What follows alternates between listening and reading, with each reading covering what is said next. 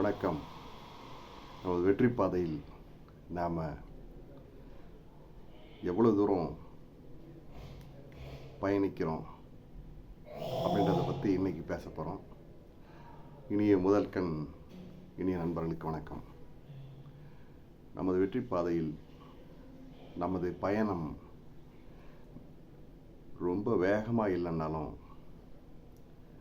ரொம்ப நிதானமாக விவேகமாக நாம் பயணிக்கிறோம். எந்த ஒரு சூழ்நிலையை ஃபோக்கஸ் பண்ணுறோமோ அந்த சூழ்நிலை மேலே நம்ம கவனத்தை செலுத்துகிறோம். பயணம்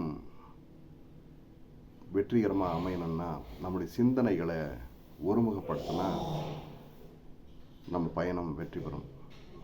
சிந்தனையை எப்படி ஒருமுகப்படுத்துறது அப்படின்னா, நமது ஆற்றலை நாம் ஒருமுகப்படுத்தணும். அதுக்கு ஒரு முக்கியமான முக்கியமான கருவியாக நமக்கு கிடைக்கிறது தியானம். தியானத்தை தினசரி ஒரு 10 நிமிஷம் நாம் செய்யும்போது, தொடர்ச்சியாக செய்யும்போது, அதை இன்வால்வ்டாக செய்யும்போது அது நமக்கு உதவி செய்யும். அதில் முதல் கட்டமாக நம்முடைய பயணத்தை தொடங்குறவங்க சாதாரண சுவாச பயிற்சி மட்டும் செஞ்சால் போதும். அந்த சுவாச பயிற்சியிலேயே நம்மளுடைய கவனத்தை ஒருமுகப்படுத்தலாம். ஆழமான சுவாசத்தை உள்ளே இழுத்து ஆழமான சுவாசத்தை வெளிவிடணும். நிறைய இன்னும் டீப்பாக செய்யணும் அப்படின்னா முறையான ஆசிரியர்கிட்ட போயிட்டு தியானத்தை நாம் கற்றுக்கிட்டு செய்யலாம்.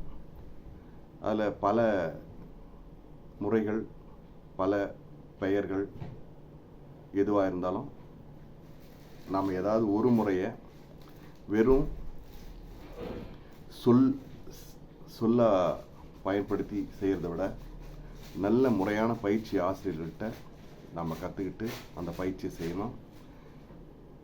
இயம நியம ஆசன பிராணாயாம பிரத்யாகார தியான சமாதி அப்படின்னு அட்டாங்க யோகம் தெரிஞ்சவங்க கிட்ட நீங்கள் பயிற்சி செய்யலாம்.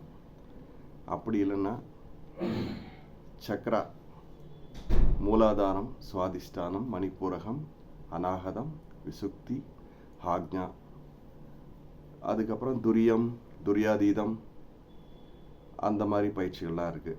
அதெல்லாம் நமக்கு தேவைன்னா அந்த பயிற்சிகளை நாம் கண்டிப்பாக செய்யலாம். முறைப்படி பயிற்சிகளை முறையான ஆசிரியர்கள்ட்ட நாம் கேட்டு செய்வோம். அது வரைக்கும் நம்ம சுவாசத்தில் ஒருமுகப்படுத்தி ஒரு 5 நிமிடம் தினசரி தியானத்தோடு நம்ம அன்றாட வேலையை துவங்குவோம். வெற்றி பயணம். நன்றி.